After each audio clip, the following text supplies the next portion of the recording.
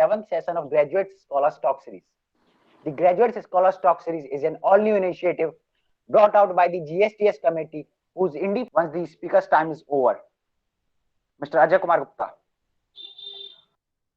Thank you, Mudit, and thanks to all of you who are patiently waiting. I know it's a bit late, but it's okay. Sometimes things happen. So, I, Ajay Kumar Gupta, greeting all of you, and I extend my time wish to all the people who are sitting here, being judges and being our honorable guests, teachers, and all my delegates. I really humbled by your presence because I know Sunday is a leisure time, and many of you might be have other engagements also. But I really privileged and humbled by your presence. So thanks a lot. So, I, Ajay Kumar Gupta, sitting in front of you, having 20 minutes in my hand to manifest what my pen has put down on my white and black canvas. As my canvas is black and white, my words will also be the same. I would try not to indulge myself in any gray area so my things could be questioned upon. And many of you might be thinking, ki, whatever you are speaking, what is the source? So let me clarify this doubt that if you want clarity and credibility of my topic, it could be measured by the fact that I had gone through 22 plus sources to collect what I have written and would be speaking in front of you. So you can bear the burden of credibility with me, my dear friends. And today I'm going to speak on the topic that why Europe grew rich and India did not. I had done some research over it, so I would be presenting. I hope you would be fine to listen it. As we know that India was a kind of golden word, सोने की चिड़िया, as we all know, ये बोला जाता था, ये phrase हम सब जानते हैं. And India has literally, frankly, a very, very rich country very, very rich country on the globe. And but it has never, it had broken into my pieces after the Britishers' advent. It literally broken into the pieces. So I frankly give my full blame to the Britishers for dumping India to the pit of poverty and hunger. As we know that India has witnessed 200 plus years long reign of destruction and despotism, I frankly have very little sweet to say about the Britishers. And I find this stage as a GSTS a very good opportunity to lay out some of the basics of British colonialism in India and its unforgettable past, which is in a threat of being forgotten because of some of the Cambridge historians, which are marking the bestseller, into the Indian markets. So I would be covering my topic in multiple objectives. The objectives will take you around why India has thrown into the pit of poverty. So the objective of my topic is to know about the condition of textile industries and why Britishers dumped India and deteriorated the textile industries. As well as I will be emphasizing on the topic of peasant and their condition in colonial India. I would also be talking about the condition of health sector and how health sector deterioration taking place. And I would also be covering the motives behind education and railways, some hidden truth behind it, and would be also talking on the topic of economic drain, the vast economic drain. So according to William Durant, The Case for India, printed in 1930, Shashi Tharoor in his book Inglorious Empire, printed in 2017, Prasanna Parthasarathy in his book The Transition to the Colonial Economy, printed in 2011, R.P. Datta in his book India Today, printed in 1930s, they all have come to a conclusion that the India's contribution in world GDP was around 27% in 17th and the 18th century, which came down to below 2% when Britishers left us onto the eve of independence. My dear friends, India experienced a massive deindustrialization and cessation of various craft industries under British rule. Indian industries such as textile, weaving, shipping, steel, they were flourishing with flying colors till the 1757, until the Britishers get caught hold over the Indian Empire. Om Prakash, Indian historian, in his book Mughal Empire, he has said that alone Bengal, which is including Bangladesh also today, he said that it solely accounted for 40% of Dutch imports outside the West. 40%. It is a huge, huge number, my dear friends. Even there have been debates recorded in the Roman as well as the British Parliament regarding the concern over the Indian textile in their markets. There have been debates recorded by Pliny, the elder senator of Roman Empire, concerning over the amount of gold that was being sent off to the India. Do you know why? Because of the taste of Roman women folk in Indian muslin, cotton, and linen. Even there have been debates, even there have been incidents recorded by British historian that shopkeepers in Britain used to sell British made good as made in India goods so that their consumer base could be increased. But as I say, this is not a fairy tale. I am talking to you this, or a classic Bollywood movie where things always ends on a happy note. This is actually a typical practical Indian life where things have always been on a topsy-turvy notch, and the same had happened in the 17th and the 18th century respectively. Britishers came and they distorted every socio-economic fabric of India, every socio-economic fabric of India. They destroyed Indian handloom, weaving, farming, industry, economy, and filled their tummy with gold and glory, my dear friends. And one of the worst affected was the indigenous textile industries due to the harsh British economic policies. And to my dear surprise, a British and a Cambridge historian known as Maurice D. Morris has penned down that indigenous textile industries were never harmed by British policies. They talk about policies. Let me clarify their doubts about policies, which not only deteriorated the Indian textile industries, but put them onto the deathbed, literally on a deathbed. Britishers imposed high tariff duties onto the Indian made goods when they used to go to the European market. The the cess was around 70 to 80% of the base price. इतना आजकल अगर मैं frankly बोलूं हम Harley Davidson पे भी इतना नहीं लगाते हैं. In contradiction to it, they imported British made goods into the Indian market as duty free, and as a result they become highly cheap into the Indian market, and soon became very tempting into the eyes and the minds of Indian educated middle class. Soon what happened? Indian weavers lost their patronage, their lives and livelihoods as a whole. And according to a data of 1880, two-thirds of all the cotton cloths that were worn by Indians were made up of cloth produced in Britain. This was the level of import, you can imagine. And in the light of the same evidence, I would like to present one more fact that how Britishers destroyed everything.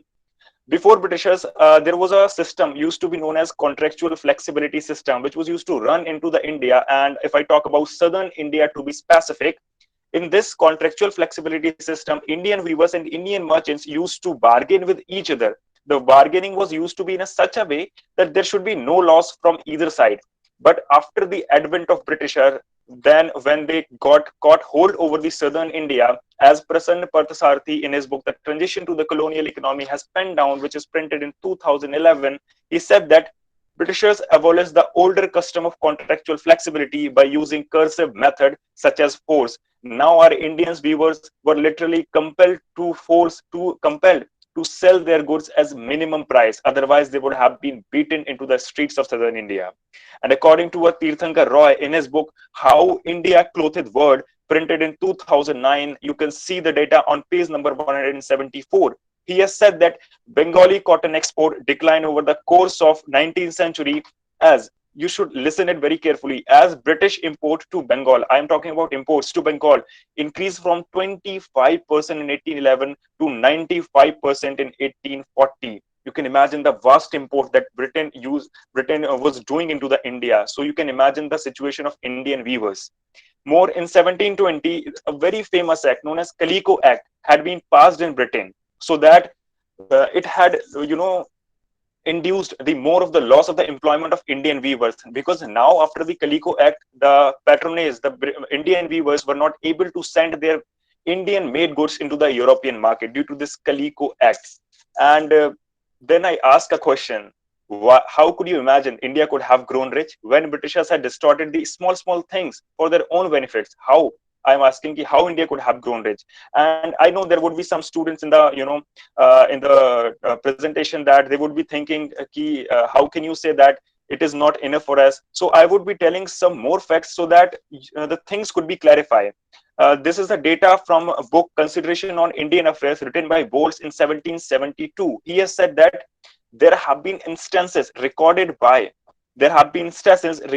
historians for chopping up of thumbs of Indian weavers for so that the competition in textile work could be eliminated and British textile industries could flourish. You can imagine, means you can cut off the thumb of Indian weavers so that the competition could be eliminated. You talk about policies in the end.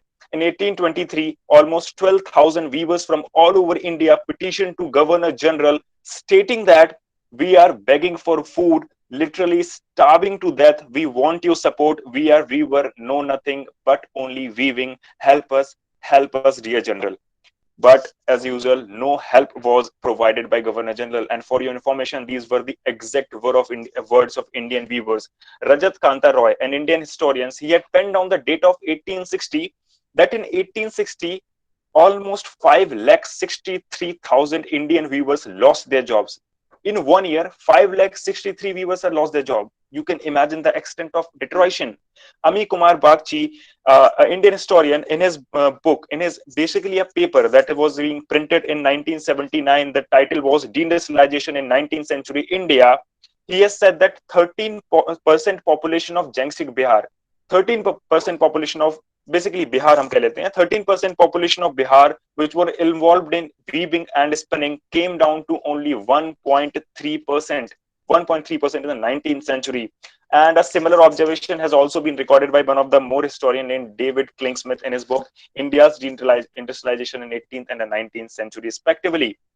European, including Dutch to be specific, Britishers kicked at the gut of the weavers, left them at penury so that the competition in the textile work could be eliminated and their textile industries could flourish throughout the globe.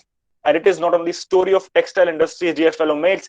Britishers dumped India into a pit of poverty by distorting every socio-economic fabric, be it agriculture, painting, music, steel, shipbuilding, you name it, man, you name it. They had distorted everything. First they captured, then they conquered. Let me tell you how the distortion of agriculture led to the decline in economy and made India forced to buy food grains from PL 480 scheme of America on the eve of independence. Herbert Spencer, a Scottish philosopher, has said that by increasing tax to the 50%, Britishers throttled the Indian farmers. Moreover, the introduction of permanent settlement, Rayatwadi and Mehalwadi, further stopped the nerves of the peasants. High taxes, increased middlemen, centralized revenue collection, no irrigation facility, continuous operation and destruction of agriculture forced India into a situation known as famine. Almost 34 million people had been killed in British induced famine. 34 million people. And let me tell you one secret, that after the Ashokan Empire, we had seen no drastic famine in India. It was first in the 18th and 19th century we saw the word famine getting familiar in Indian subcontinent. According to Utsa Patnaik, one of the chief economists of India, she has mentioned a fact that per capita annual consumption of an Indian household in the time of 90s was around 137 kg only. 137 kg. You can imagine. तो famine नहीं आएगा फिर क्या आएगा? In 1943, in Bengal famine alone 3 million people were killed. And ये तो शायद हर कोई फैक्ट जानता होगा कि 1943 में almost 3 million people were killed in famine. But do you know the people who had lived, who had saved their lives, how they had lived? They had eaten the grass or the human flesh. This is the reality, my dear friends. It was the extent of British induced famines. And when in 1943, feared by anxiousness and the terror of famine, Delhi government sent a telegram to the Winston Churchill, the then Prime Minister of Europe, painting a picture of horrible devastation that was taking place in the Bengal, who had died and who had been killed. I'm using the word killed in the famine because they all were British induced. They were not natural hazard as all. So do you know what was the reply of Winston Churchill at the time? He has said that why Gandhi hasn't died yet. He further added that I hate Indians. They are beastly people with beastly religion. Famine or no famine, they will breed like rabbits. So this was your great Winston Churchill, the great wartime hero. You can imagine. From 1770 to 1900, and almost 2 crore 50 lakh Indians died of starvation. Sir William Hunter, a Scottish historian, has presented a very astonishing fact. You could imagine, you could be like surprised by the fact that 40 lakh people of India were never able to satisfy their hunger during colonial era. Decline in handicraft industries, loss of employment opportunity, insufficient growth of industries forced India into a situation known as deindustrialization. Deindustrialization was a very, very big word for Indians. It was an absolute decline in manufacturing industries. And according to Prasanna Parthasarathi in his book Transition to the Colonial Economy, has said that India's share in global industrial output declined from 25% to just 2% in 1900. Itna zyada drastic decline. You can imagine, and they talk about policies to us. British not only destroyed the indigenous textile, indigenous industries, and indigenous, handwork. They had made India a huge competitive market for British-made industrial goods, so that their market and their finances could be increased. And now many of you might be thinking, this question is very authentic, कि many of you might be thinking कि why you are talking about only goods, were Indian made goods that much prominent कि British जैसी पार को Indian made goods को eliminate करने की जरूरत थी क्या?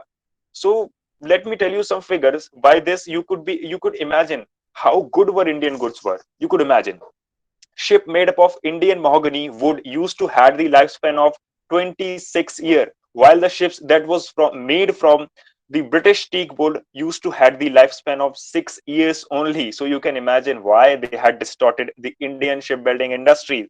India was the excellent manufacturer of wood steel, a steel known as wood steel. It was the finest quality steel that could be ever produced by any country in those times, and this could not be produced by Europe. So, and its biggest example is Tipu Sultan's glorious sword. It is the biggest example of wood steel, which is now being kept into the world's most expensive chore bazaar, that is the London Museum. Industrial revolution began from England and reached to the other European nations such as France, Portuguese, Dutch, Scotland, and Germany. As a result, whole of the Europe grew rich, leaving India as a poor third world economically unstable country till today. And it is true that the riches of the Europe are being built upon the ruins of India. According to a data of India Yearbook 1927, page number 794, you could verify the fact export in 1927 were around 892 lakh dollar and import were around 651 lakh dollar. The difference, which is used to be known as surplus in economics, has never been, that was of 241 lakh dollar, was never being paid to the India, and either has not been invested even in India. So how could you imagine India could have grown into a rich country? Now many of you would be thinking about railways. Many of you क्या मतलब many historians thinks about the railways that it was the greatest economic gift to the India. India had also seen economic development into the era of Britishers, so on and so forth. ऐसी बहुत सी बातें we see on a daily basis. What we need to see in between the lines, behind the curtains, truth has always been something else. So let's fold which has not been unfolded ever. First of all, Indian railways were built upon the guaranteed interest that was being paid to the East India Company from the Indian money. The interest rate was around 5%, my dear friends. Moreover, this is a very interesting thing. Moreover, the company could return the line to the British government and claim the full compensation. Thanks to the Almighty. Literally, I'm thankful to the Almighty that it had never happened. Otherwise, India would have converted into the land of skeleton rather than humans. The railways were built for the interest of Britishers, not for India. If I want to ask one question, if the railways were built onto the interest of Indians, then why they had not interlinked the Indian markets? Why they had only linked the ports with market? I want to ask this question to the revisionist. Moreover, railway construction boomed the British economy as machinery, railway lines, and up to a certain extent, even coal has been imported from Britain. Coal. No Indians were even employed in railways, from director of the railway board to the general to the ticket collector and to the sweeper. All were white men. They all were white men. Apart from it, in certain cases, the construction work disturbed the ecology, subverted the natural ecosystem, and in Bengal, for example, created malaria epidemic. In 1920s, Times of India printed around 2,25,043 articles, in which 1,800 were basically based on malaria alone, and 7,000 were based on plague, cholera, and influenza. And if you want to verify this fact, you can go through the Chinmay Tumbe's book, Pandemic and Historical Modalities in India, printed in 2020. It is a very recent book. According to a data over health condition, in 1901, around 2,72,000 people died of plague. 1902, 5 lakh. 1903, 8 lakh. This was the condition of health sector. And according to a data of India Yearbook in 1918, there were 12 crore 50 lakh cases of influenza, in which 1 crore 25 lakh reported death. This was the condition. This was the condition of health sector. Drastic number of deaths had reduced the manpower of India and ultimately induced the poverty, not economic prosperity. And एक बहुत important चीज आती है education, बहुत ज्यादा important चीज आती है, और बहुत से रिविजनिस्ट कहते हैं कि it was the greatest gift ever given to the India. India could become economically viable by getting jobs and all, and some यहां तक बोलते हैं कि it was the sweetest candy ever delivered to the India. Some say that. So let me tell you, yes, it was a candy, 100% it was candy, but it was completely hollow candy. Firstly, Indians were never recruited onto the higher post.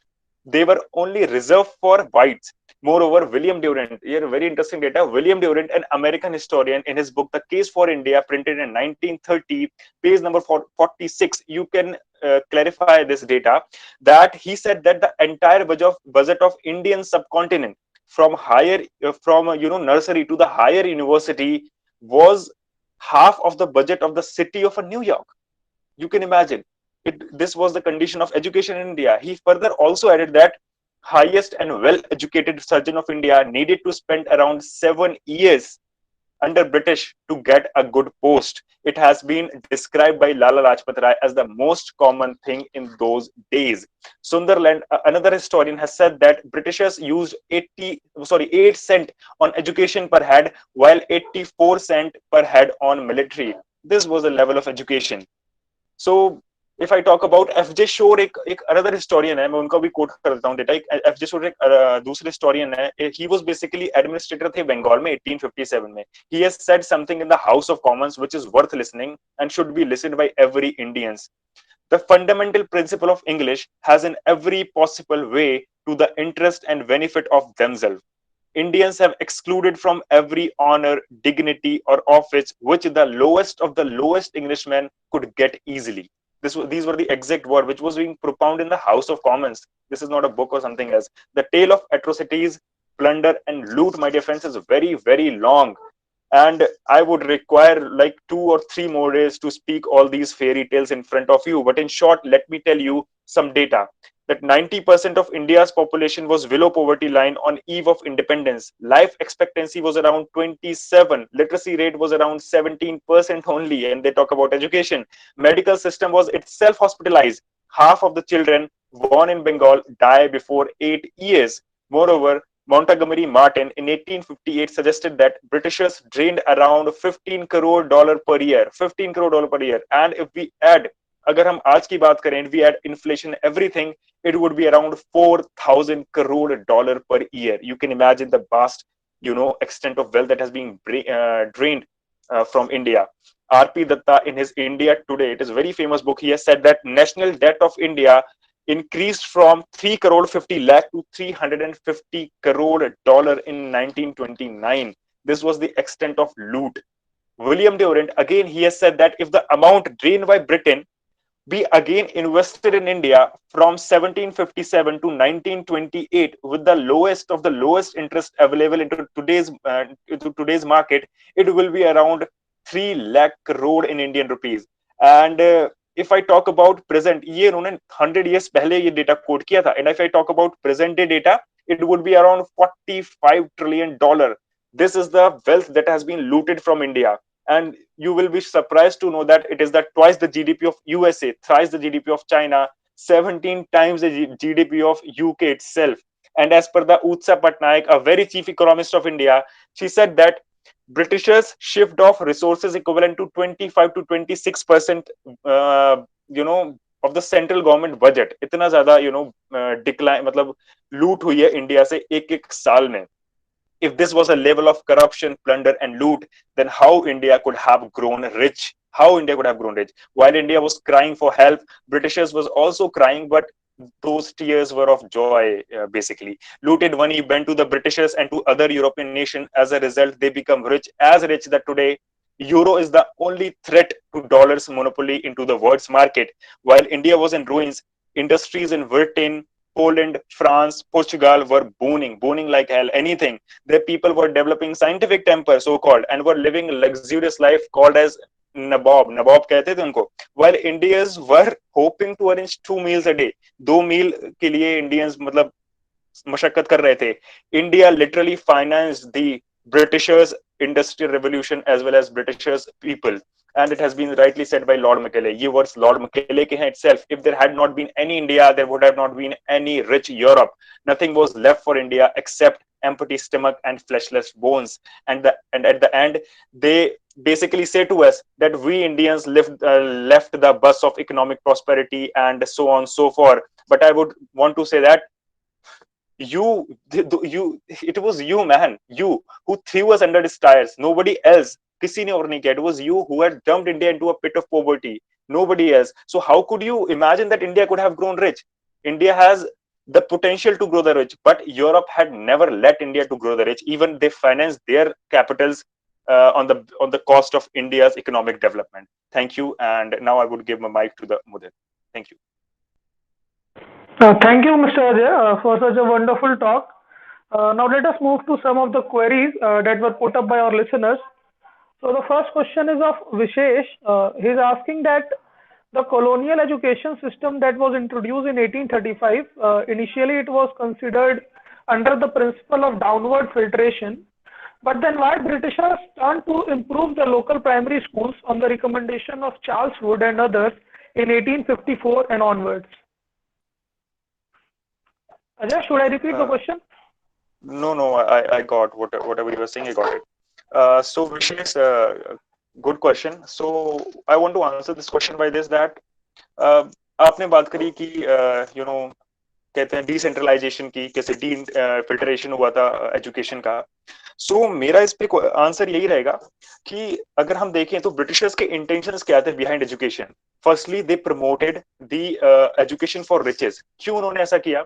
why they had did? Because they wanted, उनका एक hidden motive ये था कि they wanted to educate the rich class of the India so that वो जो rich class है ना, in the form of socio reforms, it will propound the English education to the other people अपने cost पे. और हमने ऐसा socio reforms में हमने बहुत अच्छे से देखा है कि जो रिच क्लास थी उसने अपने आप ही इंग्लिश एजुकेशन को प्रोफाउंड डिसेमिनेट करना स्टार्ट किया into the other to the other Indian territories as whole.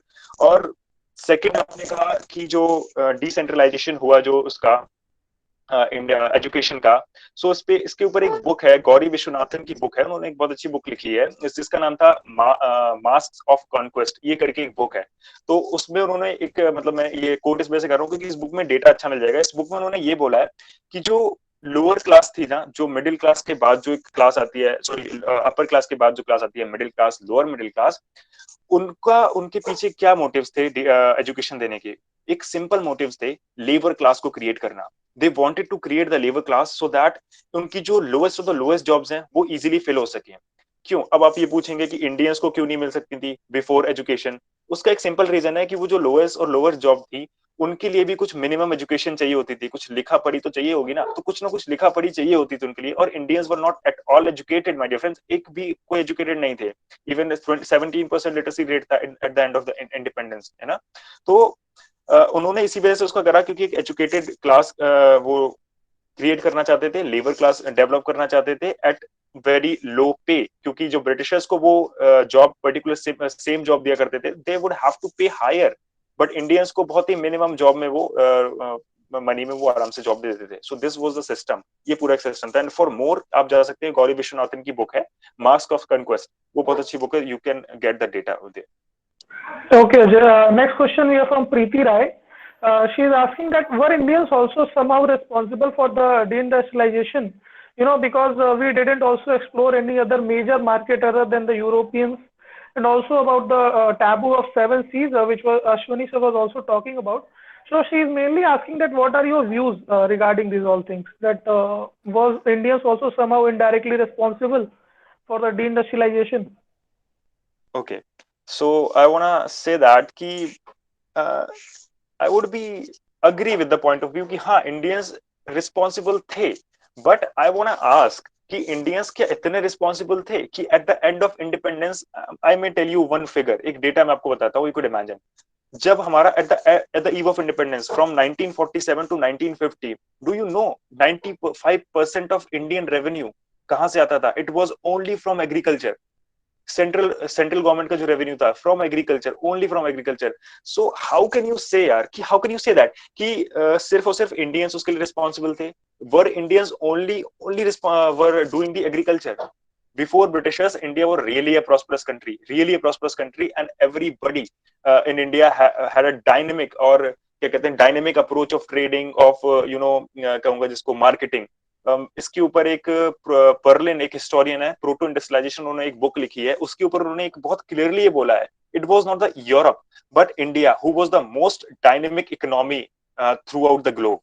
So you can imagine कि हमारा पूरा का पूरा ध्यान एग्रीकल्चर पे नहीं था. It was Britishers who forced us so that we could do agriculture. सारा का सारा दूसरा जो उन्होंने मैन्युफैक्चरिंग सेक्टर था सब कुछ खुद ब खुद डिक्लाइन करवाया, जिसकी वजह से उनका खुद का यूरोप बून कर गया as a form of industrial revolution that was started in England. और हमारा इंडिया डिक्लाइन कर गया, और इसी वजह से हम कहते हैं कि India was the most precious jewel in the necklace of Europe. So my answer is that. Okay, Ajay, back over to you, Mudit. Now I would like to call Mr. Shubham Tiwari, who is the speaker for the next week, to brief us about his theme for the talk. Thank you, Mr. Mudit, for inviting me here. I am Shubham Tiwari, BA Program Second Year student, English plus History. So, for the next Sunday, my topic will be caste cricket and its construction in modern India. So, basically, in this, I will try to analyze the impact of colonial context on the cricket's evolution and its development, and also how Britishers uses cricket as a civilizing and colonizing tool for the Indians. Furthermore, I will try to analyze the role of caste and religion in cricket, how caste and religion subjugate in the cricket in the colonial India, and furthermore will talk how cricket evolved more than a game in 21st century. जैसा कि हम देखते हैं कि 21st century में आज किस तरीके से क्रिकेट एक मार्केट के रूप में देखा जा रहा है, किस तरीके से बड़ी बड़ी जो कंपनीज है वो इसको एक मार्केट की तरह रूप से देखा जा रहा है इसको. So this is all about my topic. We'll meet on the next Sunday. Thank you, Mudit. Thank you, Mr. Shubham. We all are eagerly waiting for your talk on such an interesting topic. Now I would like to call Ms. Mandira Paul to give vote of thanks. Good evening, everyone. As we all know, the Department of History under the convenership of Dr. D.N. Singh Sir and guidance of Dr. Pramod Kumar Sir, Dr. Manish Karamwar Sir, Dr. Seema Meena Ma'am, and Mr. Ajay Kumar Sir has achieved new heights during the session 2016-17. This year, for the first time, the department formed its society, Sakshi.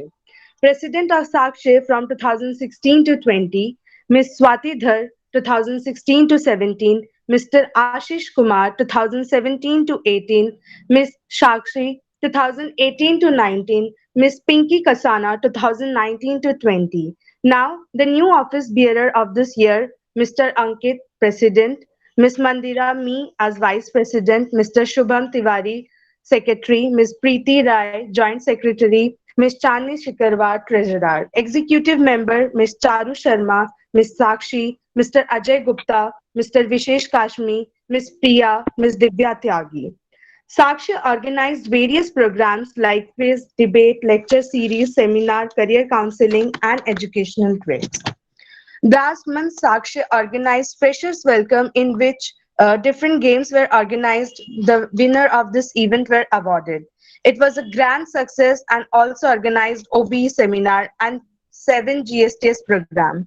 Now GSTS member, Mr. Mudit Bharadwaj, Mr. Shubham Saurav Singh, Mr. Ajay Gupta, Ms. Manvi Saraswat, and our talk series convener, Dr. Manish Karamwar sir.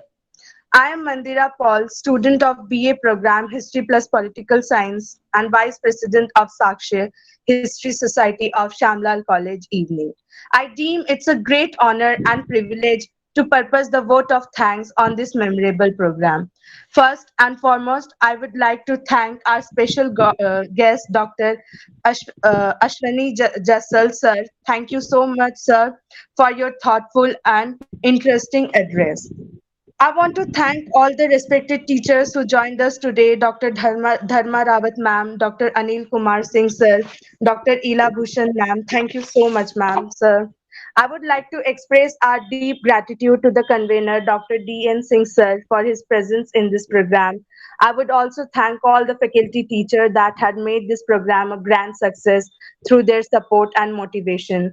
I would thank the member of Sakshi who ran around all the things. Thank you so much to all of you. I wanted to thank the GSTS team who worked in making this program a success. As a motivated and dedicated team, will continue to present this program with enthusiasm. Further, a big thanks to our speaker, Mr. Ajay Gupta, for adoring his necessary work and sharing with us his graceful opinion and make our evening such an informative one. Thank you so much. I would like to place my heartily thanks to all the students for joining us today, not only from our department, rather also from other departments. I thank you for being with us. Have a great day ahead. See you all next Sunday. Thank you so much once again for your cooperation and support. Thank you.